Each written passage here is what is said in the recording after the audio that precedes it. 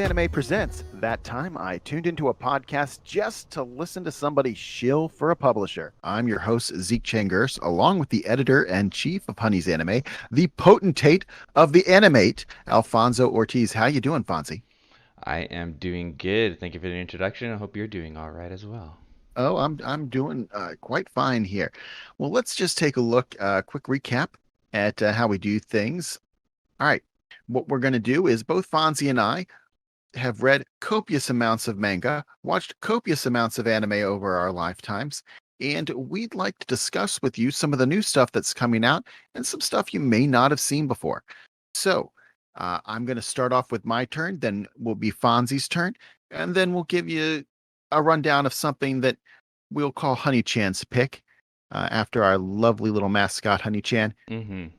who will tell us all about this diamond in the rough manga that we have found. So, Yes. are you ready, Fonz? Yes, I am. Let's do it. Okay.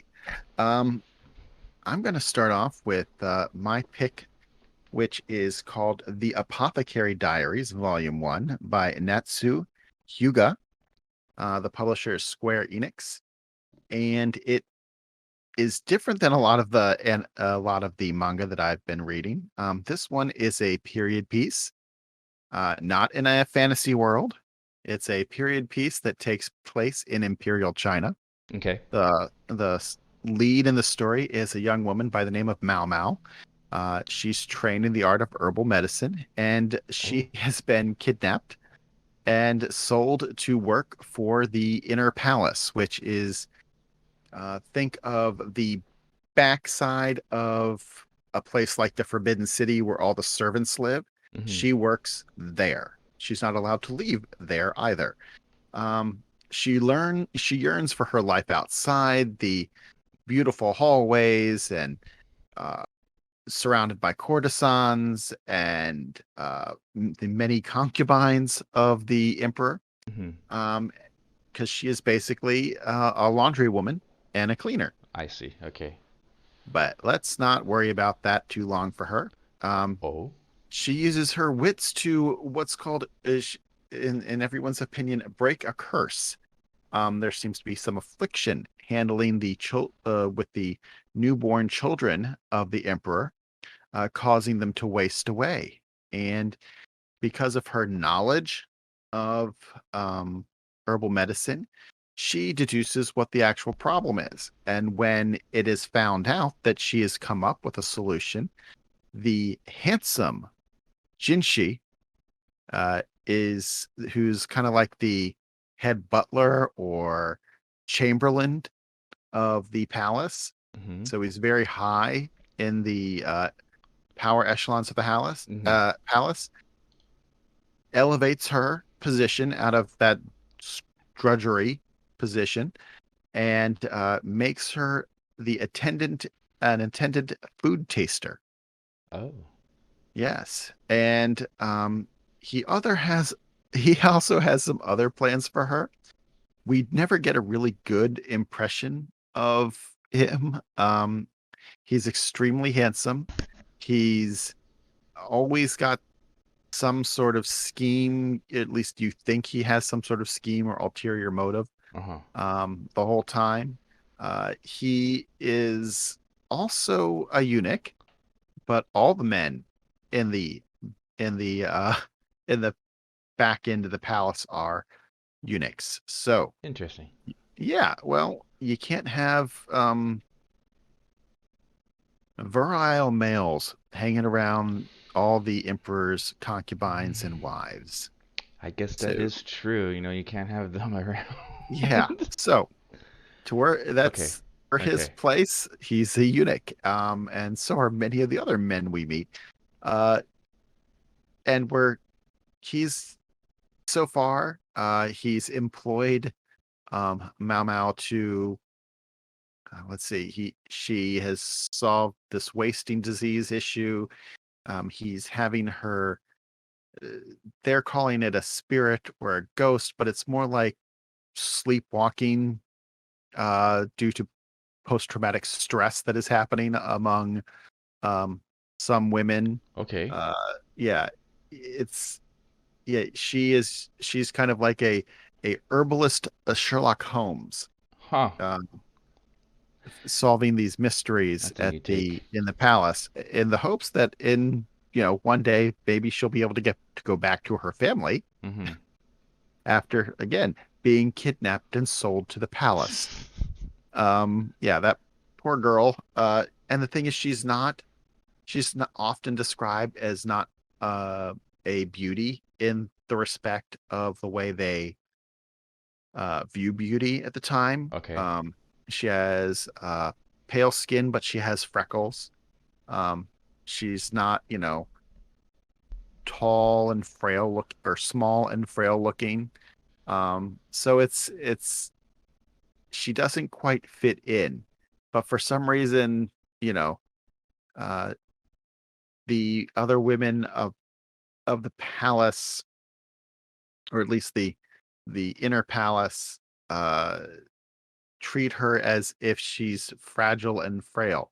And a lot of it is simply because she is so very introverted compared to the rest of the women. She's doesn't just chat about gossip all day long.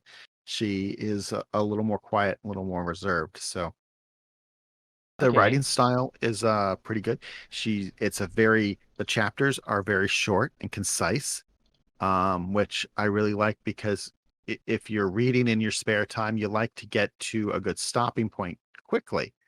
And Mm-hmm. by having every 5, 6 pages a different chapter, it gives you a natural stopping point without having to be flip through the book and be like, okay, no, I'm not going to read 20 more pages before I put the book down, which I have to do with some other stories.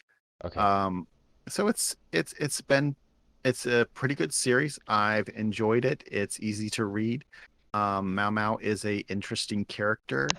You're also wondering where does this whole story go because you don't know what uh you don't know what Jinshi, our head butler, chamberlain, eunuch, Mm-hmm. uh has in store for her down the road because again you're in the imperial palace and the politics in the imperial palace can get quite messy.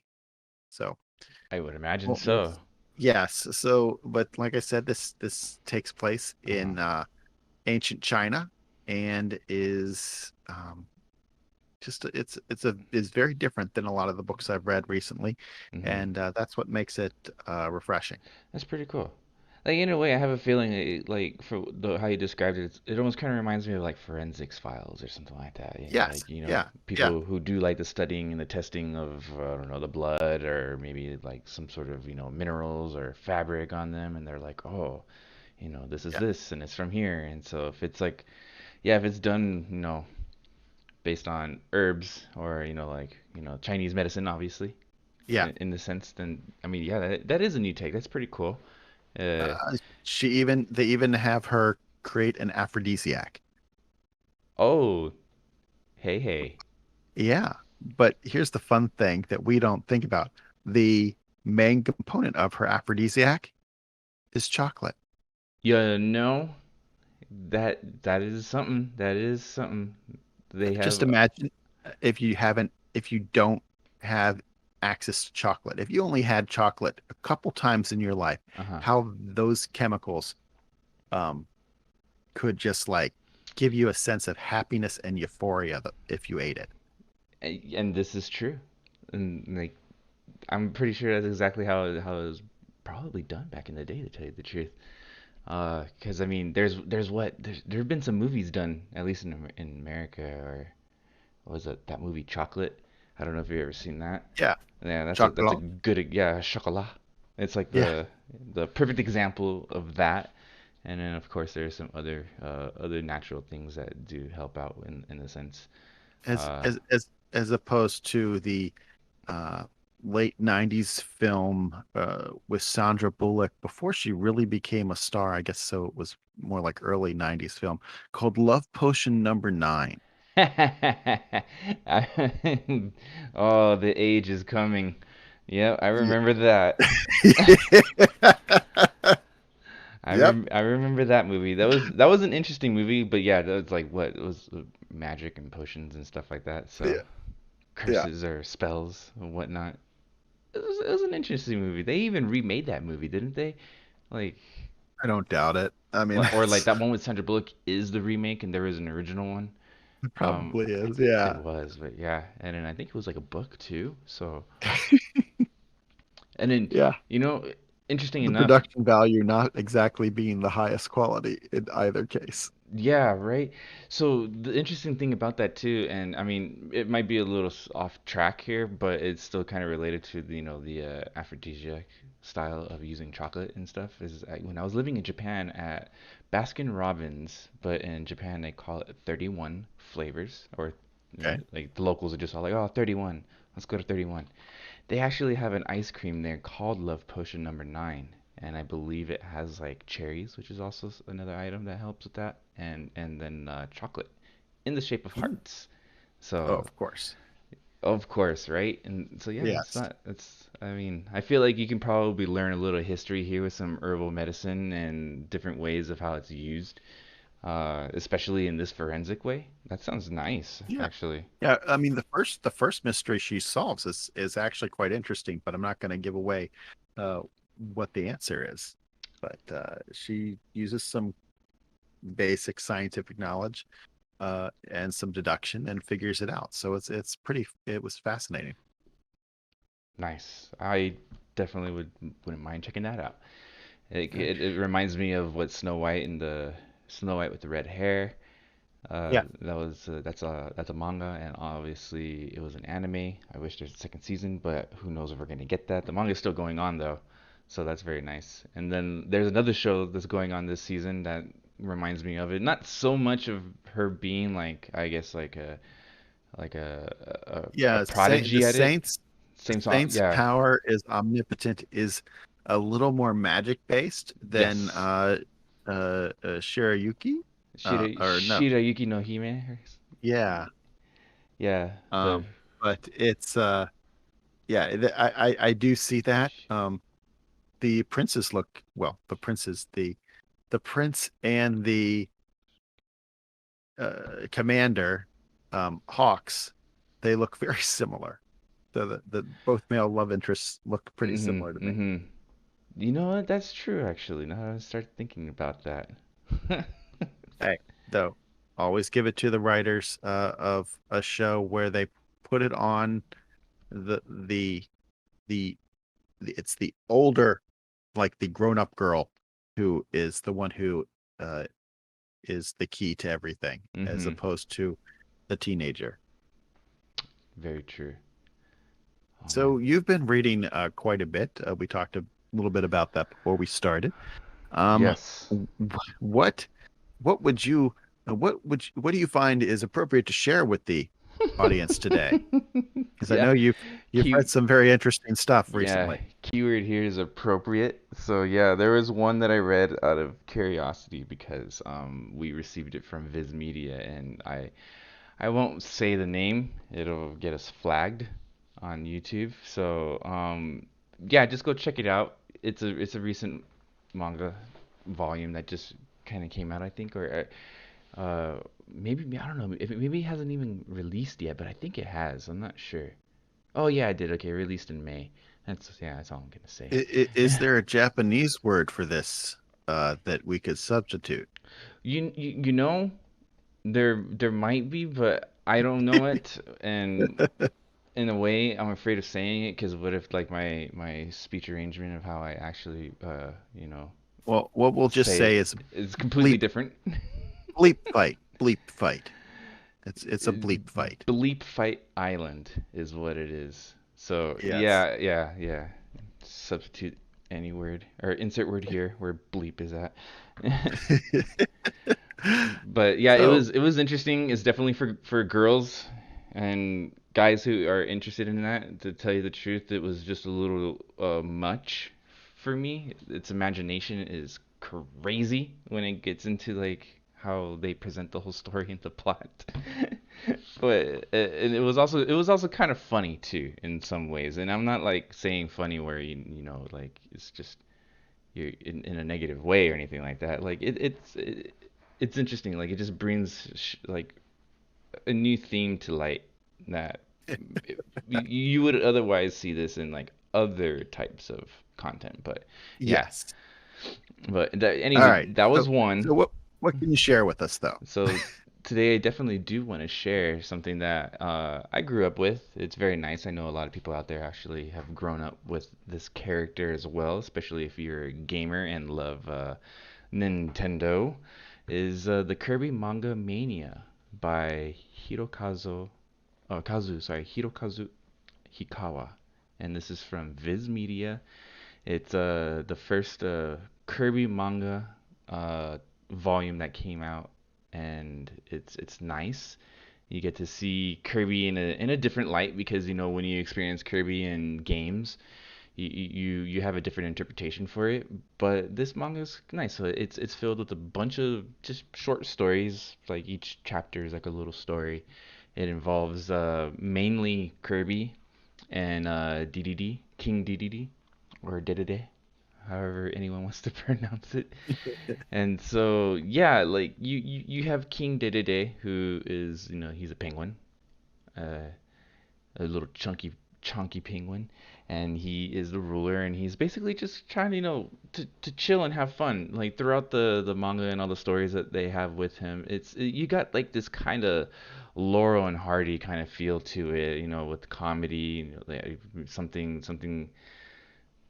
where it's pretty intense too. So if you say you can kind of compare it to like a comedy duo, but where you have one person in the comedy is doing better than the other or has better circumstances than the other.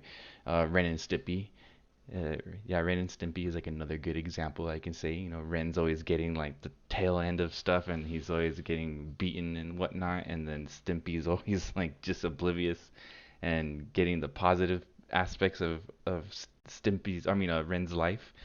And so that's the kind of ultimate feel you get from this. But the interesting part too, I think it's like the one that hit me the most is that you get to see Kirby in his habitat, I guess you can say, like watching a nature show, but in comedic format. And the first, like, just an example, the first chapter, like, they play Kirby out to be like just like a complete menace, and he kind of is. He's oblivious to a lot of things. He's always just wanting to do things his own way, and doesn't really second guess stuff. So in turn, he also doesn't really know exactly what he's doing to others around him when he's doing these things.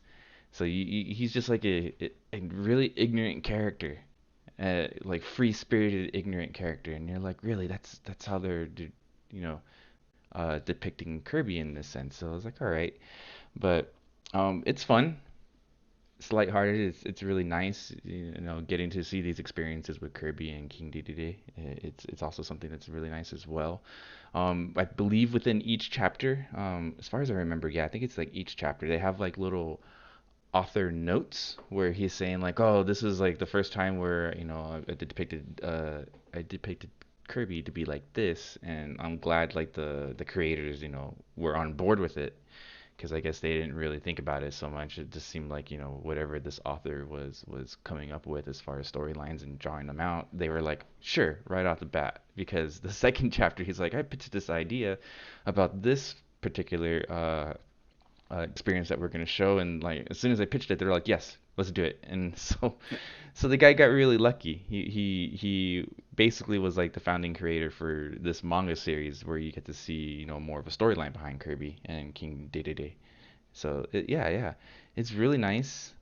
First chapter, Kirby gets drunk and he runs amok, and they kind of he ends up acting like some old businessman, or an old man in general, when he's drunk, going like, "Ah, yeah, King D, let me tell you this story back in this day, blah blah blah," and it's like, "Oh," and then later on he'll repeat himself saying like, "Ah, King D, did I ever tell you about this story?" And it's like, "Oh, it happened back in the day," so you're like, "Wow, he's a belligerent," and whatnot, and King Dedede honestly just wants to chill and not have any problems arise due to Kirby.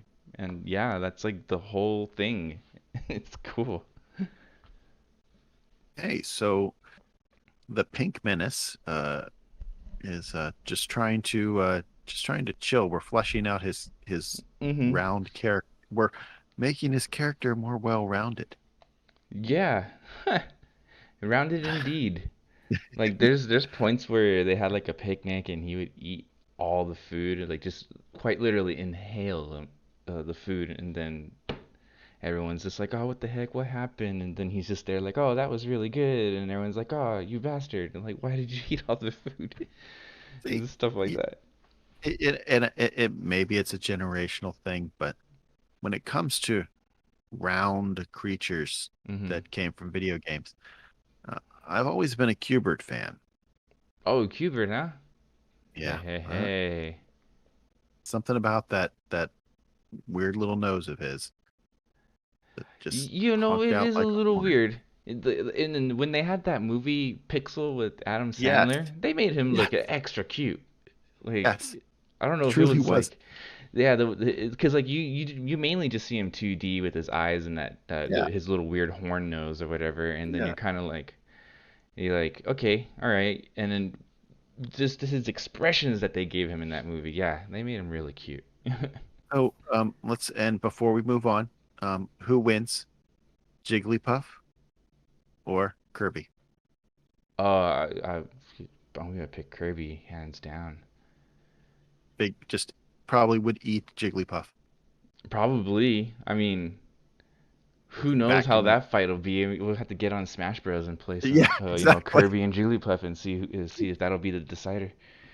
See whose attributes are a little better. Uh-huh. And just play both bots and just let them play, fight each other and watch and spectate. Okay. Um, I came across this one just a couple days ago, Mm-hmm. and I read through it really quickly because I really thought it was great, a great concept, and I would love to see this animated. Mm-hmm. Uh, the publisher is J Novel. The writer is Ajichi, Mm-hmm. and it's called "I Love Yuri" and got body swapped with a Fujoshi. Oh, So yeah. yeah, yeah. So it already set up there to be an amazing rom-com, but that's where the problem is. See, we meet Reiji. He is a Yuri loving otaku who loves Yuri more than anything else in the world. All he wants to do is enjoy his hobby in peace. Then he crosses paths with Mitsura, one of his classmates. She is a Fujoshi who is obsessed with BL. And of course, hijinks Mm-hmm. ensue. Now, what the real problem is that the two run into each other at a comic convention, and he is a closet otaku, Mm-hmm. and he's afraid that Mitsuri is going to expose him because she is also the head of the manga club. So he goes to confront her. There is some classic uh instability in which one character falls down on top of the other. Okay. And then busting, well, appearing out of nowhere is the ghost of the manga club room, Menko san. She Okay. accuses them of being normies Ugh. Okay. Go figures. and, and literally tells them enough of your rom com and then causes them to swap bodies. So, Just like that. yes, they do not know when this is going to end. They both have to figure out a way to um, live in each other's shoes, which is great. And the whole time, they're also being exposed to each other's likes. Like, Mm-hmm. you know, he is in a room filled with BL. And he's like, actually, the story's pretty good. He starts reading some of her books. He's like, the story's actually pretty good. And so it's a classic Freaky Friday kind of thing. You getting to know the other person, uh, but it is very much a rom com, in uh, despite what the ghost of the manga, the ghost of the manga club is trying to get in the way of. Uh-huh. Um, but yeah, it's very funny because the ghost of the manga club is apparently this girl who um, could never get a date because she was an otaku. Okay. And so she's very much the normies die kind of ghost. Um, and so this is her way of getting revenge on anybody who would come close to acting like a normie. And Okay. with these two, we knew the moment they met that was going to be a big Issue with a them. big issue. I read volume 2 of We Swore to Meet in the Next Life, and that's when things got weird. Um, Great story so far. it is a great story. I read volume 2 in one night. Nice. It's just as cute and adorable as the first one. And you have more of their each character's best friend get involved Mm-hmm. because they're trying to be protective of their friends. And we even get an entire chapter that is back in time in their first life, Oh, where cool. we get to see the two of them, how they met and how their Mm-hmm. relationship worked. Yeah, 'cause Because he wasn't even like a great knight; he was like a lowly knight. And yeah, they met because she was wandering on a path and she saw where he was bandaging up a bunny. oh, that's how they okay. Yeah, because yeah, so yeah, it's really great. It's very cute. It gives you the warm and fuzzies as you're reading it, which Mm-hmm. is Mm-hmm. Well, it, it, yeah, like that series is pretty it's just super cute in a way. yes, But like while they bring that awkwardness of like the age gap and everything. yes. So it's like really cool. And then it's nice that they're trying to delve a little more on the friends trying to help out the situation because like obviously there's a huge age gap. They don't know what really got over them. Because he was a normal kid at first and just living life, and then crosses paths with the girl, and the next thing you know, like everything clicks, and he's like, my lady, my princess, and all that Hey, stuff. well, hey, we find out that he actually had been looking for her. Oh, he had He's actually been okay, okay, Well, he didn't know what she looked like, but true. he was searching history for hints of his princess. Mm, Um, like he has an entire notebook as he's trying to figure out, you know, where his princess is. So mm-hmm. it's really sweet. The Yeah, so That's really nice. if it's not a hard read, it's short even for a manga. Um, these are two of the thinner mangas that I own, Mm-hmm. but they're great. It was just great. I enjoy I'm it. Yeah. happy that it's continuing, and it's something that you know it's like dessert. You sit there and you can spend an hour reading it and just come away feeling really good Mm-hmm. without the calories of the ice cream. Ha, true. Without Manga, the, manga, no calories. I know, 0 calories, 100% fun. Exactly. Anything you like to add there, boss? Yeah, one more actually, Okay. and this is definitely a little change of pace and genre for a lot of people. But if you have been a huge fan of like classic anime and just manga from back in the day, this one will definitely hit you right in the spot. It is a Viz signature release from Viz Media.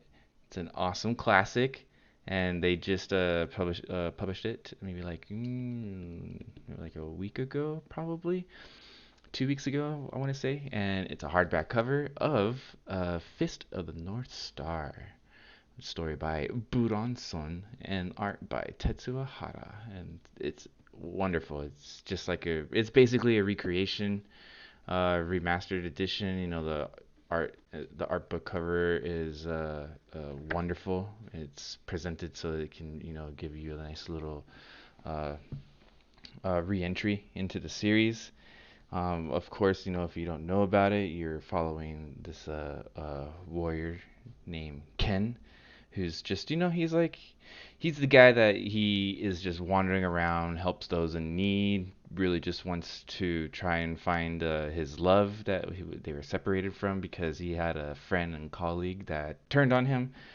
He went rogue, and so he's basically trying to find this girl and this guy the whole time. And so when he finally finds him, yeah, it ends up being like this, this just tragic romance love story in a sense because it's all action. It's pretty graphic. He has like a specific special martial art tactic that he learned. Uh, so it's known as the Hokuto Shinken. The divine fist of the North Star is basically what it is. And yeah, so his colleague also knows a version of it. So they're kind of like the yin and yang of this style. And basically when he finds him, he's like, "Where's my girl?" Blah blah blah, and she's like, "Oh," or he's like, "Oh, I loved her, and she loved you more, but because she couldn't be with you because he like kidnapped her and took her away from Ken, the main story guy, the main character. Um, yeah, she ended up killing herself. Go figure." But that's like, I'm sorry. Of course, that's what happens. Yeah, Okay. it's like the whole Romeo and Juliet kind of thing in a sense, but he doesn't kill himself because obviously he knew that she wanted him to go on living and whatnot, and so he ends up doing that, and so that's the first volume. Basically, it's more or less what the anime had represented. If anyone had seen it, I have it. It's a Japanese version. Thank God it had English translations to it, and I got it like a few years ago and was able to watch the full series because it had only existed in Japan at the time. But there was this American filmmaker. He recreated this in a live action film called Fist of the North Star. And uh, if you guys ever go ahead and check that out, watch it. It's pretty interesting. So I highly recommend you guys go check it out. And yeah, I mean, again, it's for the purists and it's really good. I highly recommend getting the manga and checking out the movie. Make sure to go to Viz Media, and yeah, you can get your fill right there. It'll be awesome. Well, as we step back out of the Wayback Machine, Yes. uh, we want to remind our viewers to like and subscribe. Uh, that time I tuned into a podcast just to listen to someone shill for a publisher. We remind you that this product has been made possible with the cooperation of companies like Viz Media, Yen Press, Seven Seas Entertainment, J Novel, Square Enix, and Kodansha. And Mm-hmm. most of all, Honey's Anime, which is the Yes. place for the anime enthusiast. For Fonzie and myself, we thank you for listening and keep reading. Yes. Thank you all for tuning in. Greatly appreciate it. Stay safe out there. We'll see you next time.